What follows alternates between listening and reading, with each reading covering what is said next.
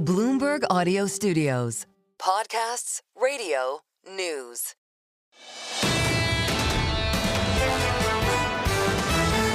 This is the Bloomberg Surveillance Podcast. Catch us live weekdays at 7 a.m. Eastern on Apple CarPlay or Android Auto with the Bloomberg Business app.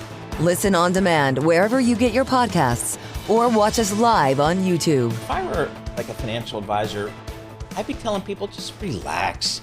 Take the long term. Okay, Everything will be here we fine. go. I'm not sure if that works, but somebody who does this stuff for a living, Sarah Ponczek, she's a senior vice president at UBS Private Wealth Management. She used to be here with us That's in right. New York. She and did. then she bailed on us and went to southern Florida. So I just checked Miami weather today, 87 and sunny. Oh, man. So if that's what Jealous. you like, more power to you. Yeah, but I mean, it sounds like we living like the the dream. seasons here. I don't know about that. Sarah, thank you so much for joining us. We always appreciate getting a few minutes of your time here.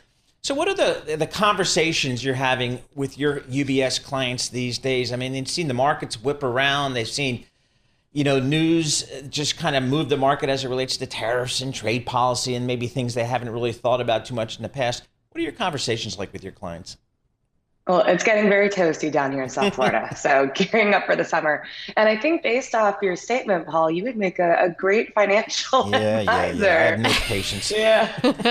I'm sure you're having those conversations too. But no, I think in all seriousness, just think of the month that we just came off of, the month of April. If you were someone, as the three of us are, who was watching the markets every single day, every single moment, every single second, checking futures first thing in the morning and first, before bedtime, going to sleep, you'd pull your hair out. You would drive yourself insane. And for many of our clients who are frankly longer term investors, they're not day traders. If you would have went to bed at the beginning of April and woke up at the end, you would have missed out on a whole lot of indigestion, and you could have relaxed and not driven yourself crazy. And I think it's important to put the volatility in context. Look, at the end of the day, yes, we are witnessing a sea change, and we are going to see changes to trade policy that could affect the economy and very well probably will affect the economy. But if you put volatility into context and you think about the stock market and how much volatility you typically witness as an investor, I mean, since 1998, just to put some numbers in front of you, we've seen 19 years with intra-year drawdowns greater than 10%. And yet in 21 of those 27 years, we finished the year higher. Stocks finished the year higher. And if you put that in percentage terms, because maybe that's easier to visualize it, that's 70% of years we saw intra-year drawdowns of greater than 10%. And in 80% of years, the stock market finished the year higher. So this is part of investing. I think Warren Buffett said it very, very well last weekend before announcing his retirement. He said, if you're someone who watching a 15% correction in the stock market makes you freak out, maybe you need to, reassess your investment philosophy, because that's just part of being an investor, frankly. And many of your clients are CEOs who do have operations in China. What are they telling you? How are they being impacted right now? Their businesses are certainly being very impacted. We were actually in New York last week visiting a few clients. I wanted to come in to see you guys at Bloomberg, but we just had back-to-back meetings, and I couldn't, unfortunately, make it in. But it's been really difficult. I spoke with one client last weekend who's a CEO, and they're in the clothing business, and they import a lot of goods, as you can imagine, from China. And she said she just came off of the most difficult few weeks of her life. And the company, frankly, is facing paralysis. We have 145% tariffs with China right now, and companies can't operate in that environment. So it's over the next few weeks, and I'm sure that you guys have had many conversations where people have told you this, it's over the next few weeks where we're really going to start to see the effects of that. And we're going to start to see emptier shelves. We're going to start to see the effects of fewer, ships coming into U.S. ports, bringing in goods, because no one really wants to operate under a 145% tariff regime. When the expectation, we have negotiations in Switzerland this weekend, is that that's not going to be the end goal. We are going to see progress move at least in the right direction. No one knows what that number is going to be at the end of the day. But for CEOs and companies trying to operate right now, it's really become impossible because they're just waiting for some type of deal to be struck, or at least there to be movement to a lower tariff regime, because just no one can operate right now. Sarah, if your clients want to diversify, where do you suggest they do that? So I think this year has been a really great opportunity to look overseas. It's the first time in a long time that we're actually seeing international stocks outperform the United States. I don't think that means that you need to completely dump the US. And yes, there's been a lot of talk about the end of US exceptionalism. I'm not sure we're necessarily on the same page of that. But still, I do think it's good to make sure that you're right sizing your portfolios and you do have some exposure to international. And our team has been increasing our exposure to international a bit. I also think gold, even though we have seen quite the run this year, still offers a nice hedge for the worst case scenario. And having, say, a low mid-single digit exposure to gold in portfolios isn't a bad idea either. And then bonds. Bonds, yes, we're also very volatile in April. But again, if you fell asleep at the beginning of April, woke up at the end, you didn't see nearly as much volatility as you witnessed intra-month, based off of all of the headlines. And especially seeing as though, our economists do expect that starting in September, we could see 100 basis points of rate cuts from the Federal Reserve. Although, yes, as of right now, we're very much in a wait and see mode, as Fed Chair Powell did, re-insist this week.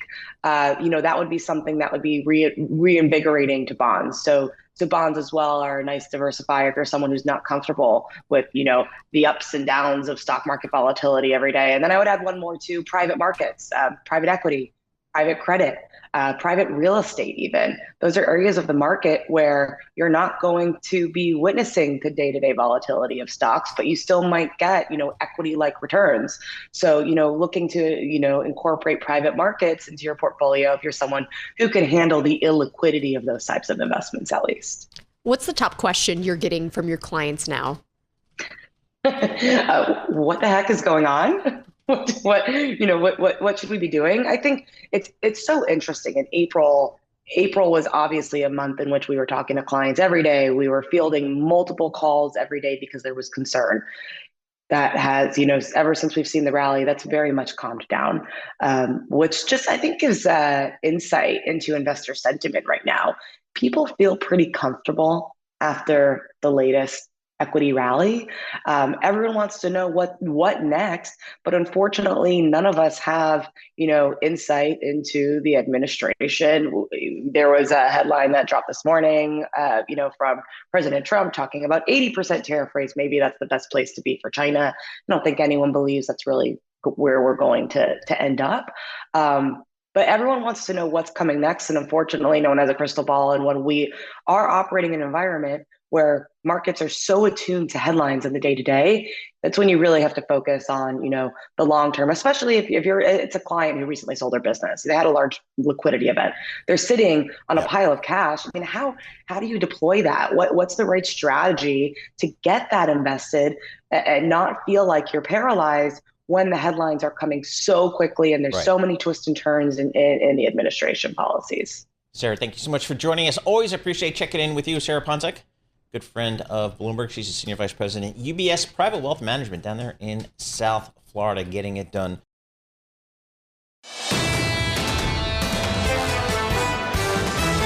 You're listening to the Bloomberg Surveillance Podcast. Catch us live weekday afternoons from 7 to 10 a.m. Eastern. Listen on Apple CarPlay and Android Auto with the Bloomberg Business app. Or watch us live on YouTube. Shana Sissel joins us, CEO of Banrion Capital. Shana, what kind of conversations are you having with your clients today? Are they glass half full people buying or glass half empty people saying this thing could get even worse from here? So under the caveat that I don't deal necessarily with individuals or even advisors that are looking broadly at markets, I kind of deal with a subset of advisors who really like to look at other ways to manage risk in portfolios, specifically through alternative strategies. The vast majority of the conversations I'm having are with advisors who are concerned about continued volatility in the market and how they can implement some risk management strategies using alternatives to kind of bolster portfolios to ride through the volatility. And that's really where our focus has been. But I think the takeaway from that is that there's increased interest from advisors and their clients in finding ways to deal with what will largely be an extended period of volatility, because the administration that is in power right now here is known for, making kind of vast decisions, pulling them back, putting them back in. And I think that doesn't bode well for calm markets. And so that's the kind of conversations we're having. So in the world of alternatives, which I consider kind of private equity, private credit, hedge funds, those types of things, how do alternatives fit into that kind of portfolio in a time of maybe higher uncertainty? So most of our advisors are first and foremost looking at the easiest and quickest way to implement alternative strategies into client portfolios. So that's through ETFs and mutual funds and interval funds, mostly ETFs at this moment. We have a suite of clients that offer ETF solutions that are hedge fund-like. And I think that's kind of the key here. Private equity, private credit, that's equity and credit at the end of the day. They may not mark to market, but they are very much influenced by what's going on in the public markets for equity and credit. But the hedge fund-like strategies are doing investment philosophies that are inherently diversifying and inherently about hedging out risk, hence hedge fund. So there are ETF mutual funds and interval fund strategies that implement those. And there are things like BTAL, which is an equity market neutral fund, CBLS, which is an actively managed long short equity fund, RDFI, which is closed-end fund arbitrage. Yep. MRSK. So these are like hedge fund-like strategies. And if you look at how they've performed during this period, they've actually done extraordinarily well and outperformed the market. So implementing strategies that are diversifying in client portfolios is how we manage risk during volatile times. We're speaking with Shana Sissel, CEO at Banrion Capital. Jess. So I actually want to talk to you, Shana, about your view when it comes to retail. I know we'll have Walmart actually reporting earnings next week, and we'll have Home Depot, Lowe's, Target the following week after that, later in May. How are you viewing that? Because I know Walmart in particular was trading more like a growth stock before its last earnings report. There are only a couple of Mag 7 stocks that actually had done better than that over a 12-month span, like NVIDIA and some others like that too, and Tesla. But, how do you view and how are you positioning when it comes to retail shares? So I'll start by saying that we have this very weird dichotomy going on with the consumer here in the US, where their confidence numbers are not great. And we're seeing sentiment with consumers really being negative, but their spending in the retail actual spending numbers remain quite strong. So there's this weird dichotomy there that makes it hard to kind of predict how some of these retail names are going to do. Now, that said, a company like Walmart, you got to look at, that's a company that has some pricing power, has the ability to kind of bully around some of their suppliers. And if we continue to have above average tariffs, specifically with China, where a lot of the goods, especially the lower cost goods that we have here in the US come from China, that's going to be positive for something like Walmart. You would also intuitively think that would be good for something like Target, but Target's had some execution issues as of late. So it'll be interesting to see how that plays out. But if you look at some of the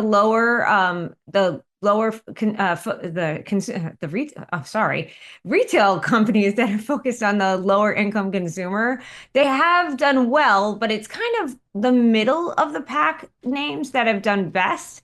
But I would think that if the tariffs stay quite high, we haven't seen that come through in the numbers yet because there was some pre-ordering of increasing inventories before tariffs took place.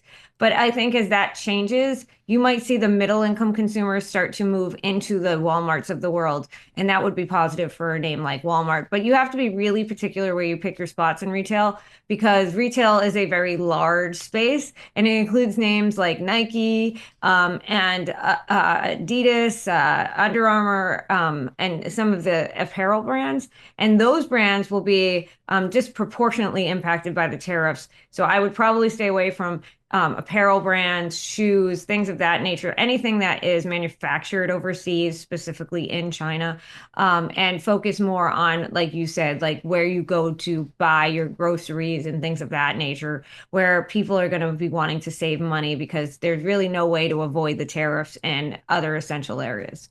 Shana, thanks so much for joining us. Shana Sissel, she's the CEO of Banrion Capital, offering up her thoughts on these markets. This is the Bloomberg Surveillance Podcast. Listen live each weekday starting at 7 a.m. Eastern on Apple CarPlay and Android Auto with the Bloomberg Business app. You can also listen live on Amazon Alexa from our flagship New York station. Just say, Alexa, play Bloomberg 1130. Our next guest, she's now popular at cocktail parties. Joanna Gallegos joins us. She's a partner at BondBloxx.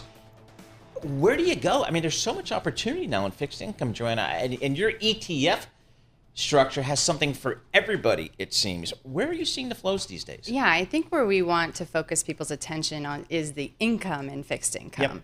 It's at historically high levels, and that income is really offsetting all of this volatility that we're seeing. It's not 2022. So when we entered 2022, rates were at all-time lows, and they zoomed up 450 basis points that year. So bonds were under pressure, equities under pressure, and everybody was sort of figuring, like, couldn't make sense of 2022 because both bonds and equities went down. So what it felt like was that bonds weren't working for you. Well, now bonds are working for you in your portfolio. They've reclaimed their place as, you know, protection in your portfolio. And if you look at what happened, you know, year to date and even in April, the equity markets were down, but bonds, even in some cases, in some weeks where they were down, they were protecting your portfolio. So we want people to focus on the fact that bonds are working for you. Income is really offsetting volatility. And then, you know, we think that the themes of resiliency and economic positivity are still there, and I'd love to tell you about it. Yeah. So what about when you're talking about short duration U.S. Treasuries versus other corners when you're talking about investment grade corporates? What are you seeing there? Yeah, so one thing we want to remember is that a lot of focus was on the 10-year and all the volatility we saw on the 10-year. I think it reversed itself over 7.5% in a week, I think the second week of April. So people were really nervous about the long side of the curve. And since 2022, we've seen lots of bouts of volatility in the 20-year and the 10-year. That's what it's supposed to do. It's supposed to reflect the uncertainty because it's a long-dated bond. So people have been going to the short side, to the 6-month and 1 year, because there's really attractive rates there. In April, you know, they were over 4%. They're not just a place to park your cash. They are the safe haven of the Treasury curve. What you want to do is you want to be short interest rate risk. So we recommend, even in corporates, that you should be shortening your interest rate risk and shorten your duration. It's okay to reach for corporates right now and get into high quality corporate debt, even high yield corporate debt, benefit from the yields that are there, but take the interest rate risk out. And so that's why we recommend short corporate debt. Where are you seeing the funds flow? Because, you know, in your ETF complex at BondBloxx, you guys have something for everybody, it seems like. Yeah. Where are you seeing the fund flows these days? You're seeing flows into corporate debt. Okay. You see a lot of movement in treasuries. It's sort of where you would expect. Maybe some softening in high yield is what we've seen in the last week or so. We think that what you should be doing in these markets is trading in precision. So what we offer and what we explain is that now, because of the ETF structure, you can actually trade the higher quality segment of high yield, if you will. So you can trade BBB high yield. You're going to be able to benefit from, you know, the higher income and high yield, but you're up in quality. That's one rung down from investment grade. In investment grade, we say reach all the way to BBB because the incremental default risk of BBB is negligible compared to AAA. So you're getting all the good credit quality, plus you're getting a lift in yield in BBB space. So being able to trade these precise and lean into these precise characteristics in fixed income are really powerful. And if you haven't talked to your advisor and you don't know where your interest rate risk is in your portfolio and you're not sure exactly how it's any different than your ag position, you know, you should be asking that question. Whenever you're speaking with your clients, how are their questions different this year versus last year? I'll tell you one question we get all the time, and we talk a lot about this, and so sometimes some things repeat. I heard it earlier this morning on the show, like, well, spreads are tight, so we're not going to go into corporates. We're not going to take on any credit risk. We have heard that since 2022. I'm not going to come in until I see distress levels of spread. That's it. That's an investor that's trying to time the market. They're trying to say, I want the best possible return today. And they have missed all of the return from 2023, 2024. They haven't enjoyed these income levels I'm talking about. So we still hear that. We still hear, I think towards the end of last year, well, spreads are tight. And when spreads are tight, what it's reflecting in corporate bonds is it's reflecting the fact that that's a positive economic outlook, and there's less risk to taking on that credit risk. So if you dial down the interest rate risk and you take that credit risk, it's actually good for your portfolio. Income is offsetting this equity volatility. Been a good time. I mean, the bond market, they're the cool kids again. I mean, They're people want to talk to you. Joanna Gallegos, Yeah. thank you so much for joining us. Joanna Gallegos, she's a partner at BondBloxx.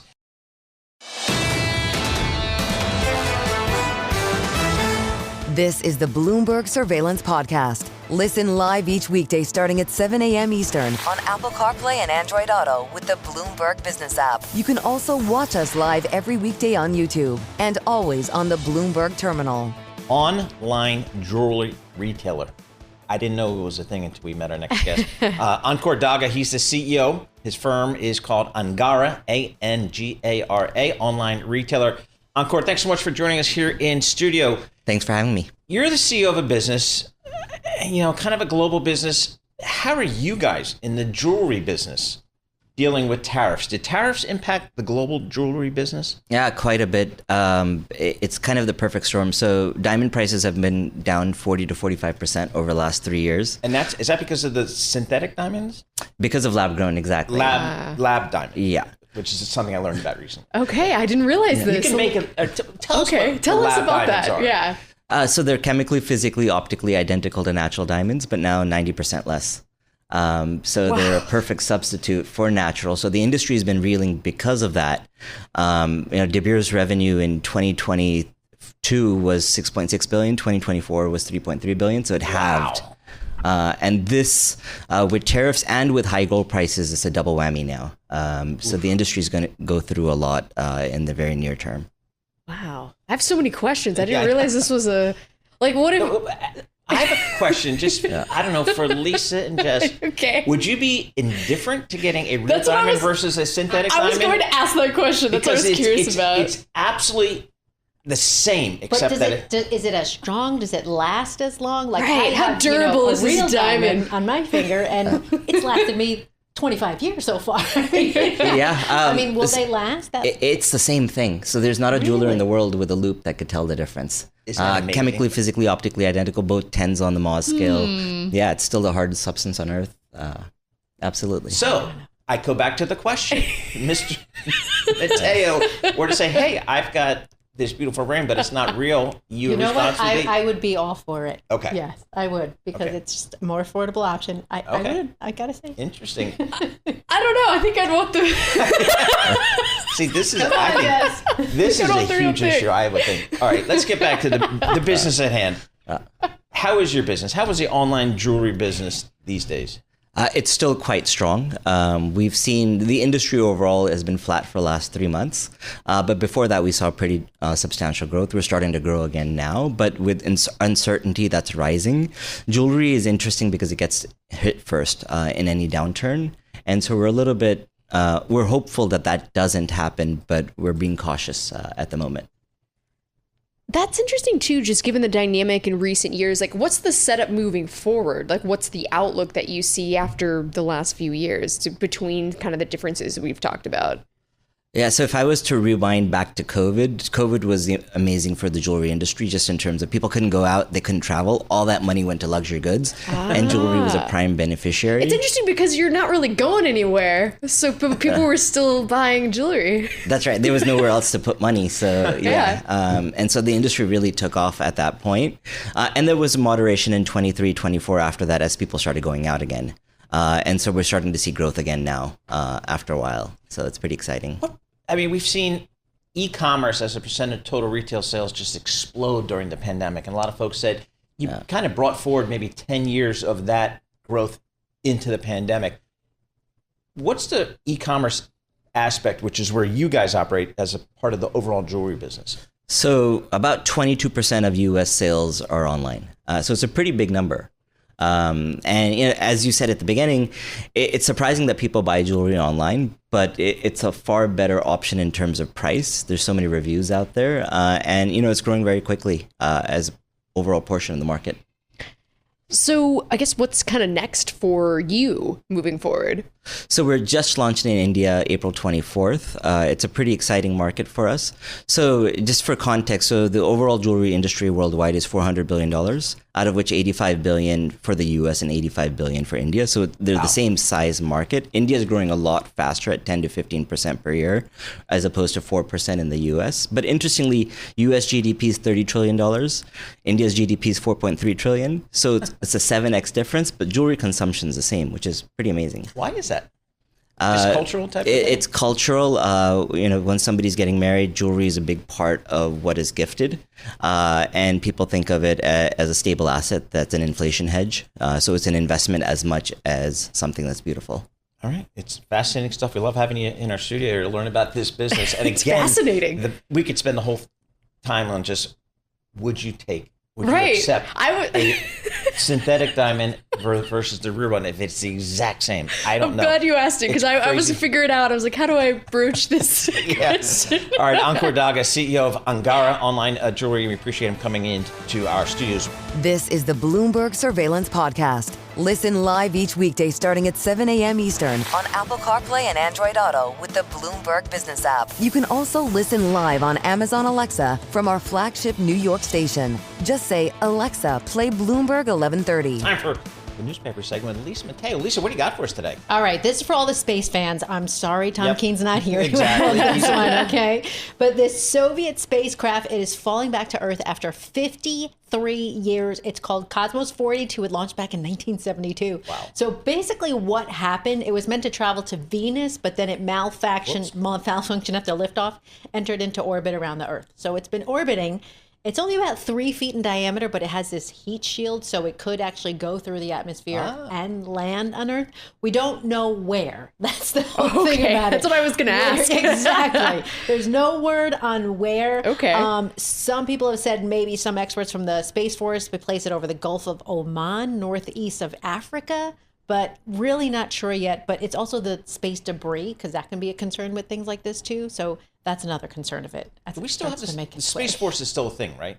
Yes. Yes. Okay. Okay. I haven't heard anything about it since the initial. That's right. They've been quiet on that front. Yeah. So anyway. They have. But you hear these stories of like sometimes these things do happen and space debris does come down into people's homes. It's happened before. I live in New Jersey. That's the least of my worries. Is something landing on my head. It's happened in Florida. It's happened in Florida. Really? Exactly. Okay. A lot of things happen in Florida that you're kind of surprised about. All right, what else do we have Okay, here? so we go from space flight to regular flights. So this is UBS, right? They're trying to cut costs in Asia. Deal making slowing because of escalating trade tensions. So it's changing the global travel policy. So bankers are now not allowed to fly business class on short trips to China. Okay, so before this, they were allowed to book those business flight trips on short trips because they're actually generally lower, which I didn't realize in other markets for the same distance. So you have a flight from Hong Kong to Shanghai, just under 3 hours, right? It can cost less than $500 one way for business class. Really? So, yeah, I didn't realize it was that cheap. You used to travel a lot for your job. So in investment banking, all the investment banks I worked for, it generally, unless times were really tough, if your flight was 5 hours or more, you can fly business or first class. Right. Okay. And anything less than that was generally the rule, unless things were getting So were you tough. allowed, or maybe sometimes you could go? Oh, if I it was under pushing. five? I just asked for forgiveness later. So I always booked and said, "Oh, I'm sorry, I must have clicked the wrong button." But oh, my But bad. back in the day, back before Bloomberg, like Bloomberg, you have to do everything yourself. There's no secretaries, no assistants, Yes. no Yeah. aides. But back in investment banking, I had like lots of people doing stuff. Oh, so wow. I don't have to do anything. Yeah. Living the good life. Just say, hey, I need to be in Chicago by 8 a.m. Just do it. And I'd like Okay. to stay here, by the way. Yeah. And then I got here at Bloomberg, and they're like, wait a minute, I got to do I this gotta myself. do this. Oh no! You're sitting there on the laptop, like, okay, Exactly. let me look here. Yeah, that's how you do it, and this is the best way. I mean, so anyway, all right. Anything else? All right, last one. Pinterest came out with earnings, right? Paul, I know you're not on Pinterest, right? Correct.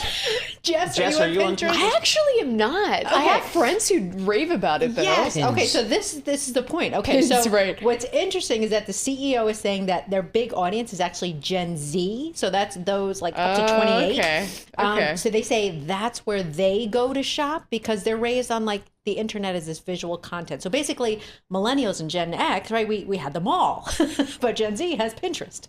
So you buy? You can buy. Yes, there are different links. So it's very visual. It's very pretty. Yeah. Like if you're redecorating, you want to go to Pinterest to get ideas. I know because my sister does what she does.